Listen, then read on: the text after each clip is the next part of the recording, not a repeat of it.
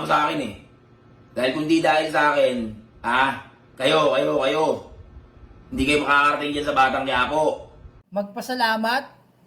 Saan? Tanungin nga kita, Bullet, saan ako magpapasalamat? Tsaka bakit ako magpapasalamat sa'yo? Ikaw ba ang nagpasok sa akin? Ikaw ba ang gumawa ng paraan para makapasok ako? Hindi. Si Mamot, siya ang gumawa ng paraan, pero ikaw, wala kang ginawa. Kaya, saan ako magpapasalamat sa'yo? Tumutong ulo na to.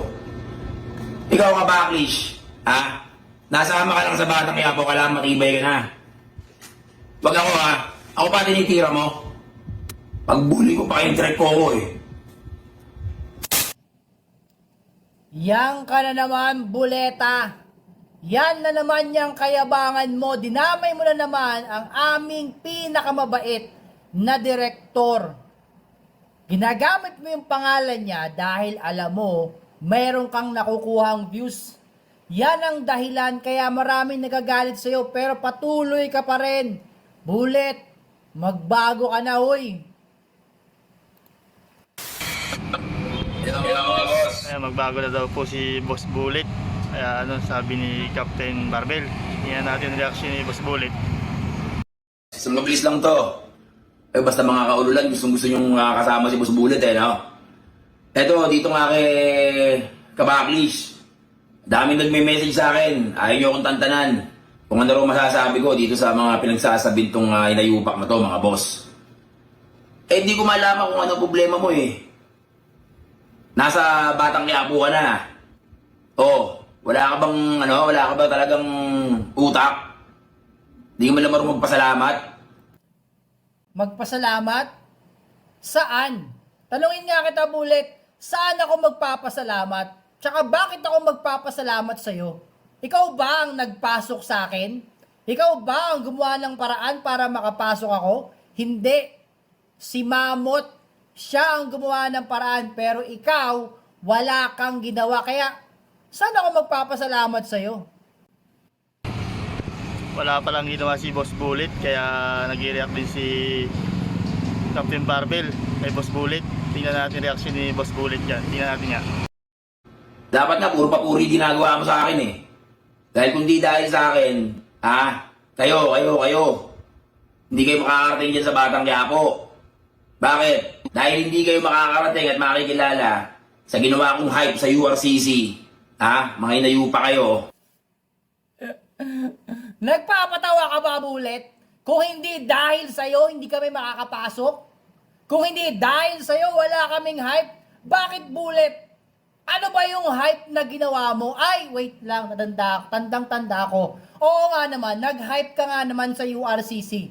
Yung bang 30 seconds, knockout ka kagad. Yun ba? Yung sinasabi mong hype? Tinira pa ni Captain Barbel si Boss Bullet. Lintik nga naman. Gagalit lalo to. Hype na ba sa'yo yun? Huwag mong sabihin sa amin na kung hindi dahil sa'yo, hindi kami sisikat. Para sabihin ko sa'yo, Bullet, matagal na kaming sikat at kung kami ay sikat na ngayon or nasa posisyon kung saan man kami ngayon, yun ay dahil sa hard work namin. Hindi dahil sa'yo, Bullet, mahiya-hiya ka naman, uy. Lalo ka Kaya daw si Boss Bullet. Tingnan natin yung sabihin ni Boss Bullet sa reaction ni Captain Barbel ngayon. na Backlish. Dahil sa mga hype na ginawa ko, nakilala kayo. Kaya wag ako yung hari nyo mga ulul. Ang dami nag-send sa akin ng mga video. Meron ka palang mga upload na video pa dito sa Facebook page mong inayupa ka. Pati sa YouTube mo. Nasarap pa nga kung sa ay ngayon ka na ba nakatikim ng million views? Para ka namang bago ng bago eh. Dahil nakita mo puro milyones yung views doon sa page ko. Ngayon nakikisakay ka. Ako pa titirahin mo inayupa ka. Hari mo ako, gago. Hari kita. Paano kita naging hari? Wala kang naiambag sa akin. Wala kang naituro sa akin. Yan yung isa sa kinaayawan ng mga tao sa'yo, Bullet. Masyado kang assuming. Masyado kang pilingero. Tinetake mo yung credit ng ibang tao. Masyado kang mayabang. yan yung hindi gusto sa'yo ng mga tao. Dati, akala ko okay ka. Dati, nung magkaibigan pa tayo, akala ko okay ka. Ngayon, lumalabas na yung tunay na ugali mo. Pinaninindigan mo talaga yung kayabangan mo sa mga vlog mo. Lumabas na yung tunay na ugali ni Boss Bullet, kaya nagkakainitan tong dalawa na to. Tingnan natin kung anong masabi ni Boss Bullet dyan kay Captain Barbell. Na rin yung kayabangan mo sa personal. Hari ka, oo.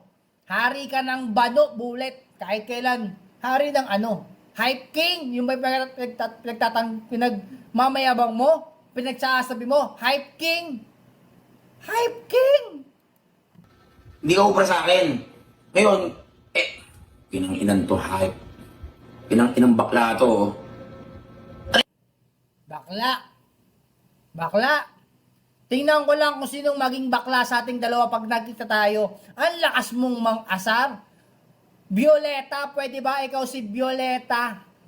Sa'yo nang galing yan. Sa mga fans at supporters mo at mga basher mo nang galing yan. Ikaw si Violeta. Ako tatawagin mo ng ganyan. Tingnan ko lang. Kung sino sa atin. Nagkainitan na, nagkabaklaan na itong dalawa. Nagkakasumbata na. Tingnan natin kung ano maano nilang dalawang to. Ang bakla kapag nagkita tayo. Sasabi mo, pinakikainan mo pa yung mga pinaggagawa ko. Hindi ka na lang mag-focus dyan sa Batang Quiapo. Ha? Tirahin. Nakafocus naman ako. Yun nga lang, di ba sabi ko, hindi ko gusto yung mga pinaggagawa mo. Pa-content ka pa. Dinadamay mo pa. So, syempre, magre-react ako. Kasi ginagamit mo sa content mo yan. At hindi maganda yung mga sinasabi mo. Natural lang na mag-react ako, Bullet. Para naman mabawasan yung kayabangan mo. Baka sakaling matauhan ka na hindi sa lahat ng oras, puro kayabangan yung pinapairal. May mga tao din na nasasaktan sa mga sinasabi mo. Yun lang naman. Mo yung mga katulad mong tulongges. Wala ko pa naman, okay na tayo.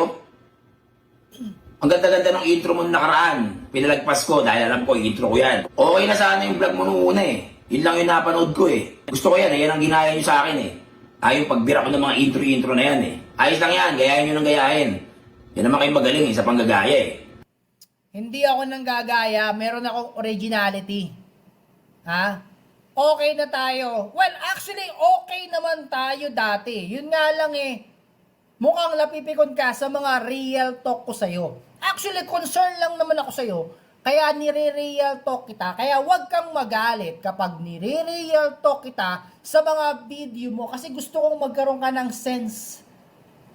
Magkaroon ng sense yung mga sinasabi mo. Baka sakaling pumasok sa isip mo na yung intention ko naman ay mabuti. Na baka sakaling ma-consider mo na wag nang gumawa ng mga ganun. Wag naman damay ng ibang mga tao. Lalo na kung yung mga tao na yon ay tumulong naman sa'yo. Wag mong gawing content, Bullet. Ha? Pero wag ako titirahin mo. Baka dagukan kita. Eh, minamalat pa nga ako eh. 4 na araw na ako minamalat kaya hindi ako masyado makapag-vlog eh. Pinagbigyan ko lang tong mga nagme-message sa akin. Dahil napakarami. Tantad ako, kung mag-send ng video, 10 eh, pare-parehas lang naman. Tapos, nung tinignan ko yung page mo, inayupa ka, tinitira mo pala ako ron. Ano pakialam mo sa mga pinaggagawa ko ngayon? Bago pa ako pumasok ng Batang Quiapo, style ko na yan. Kaya nga ako napanood ni Direk Coco eh. Kaya nga ako kinuha niyan eh. Dahil sa kayabangan at kaululang ko eh. Ano gusto niyong baguhin ko? Yan ang problema sa'yo. Sarado masyado ang utak mo. Masyado nang puno yung ulo mo ng impormasyon. Kaya ayaw nang pumasok yung mga bagong information sa'yo na makakatulong sa'yo. Like I said, nire-real talk lang kita. Sa social media, pwede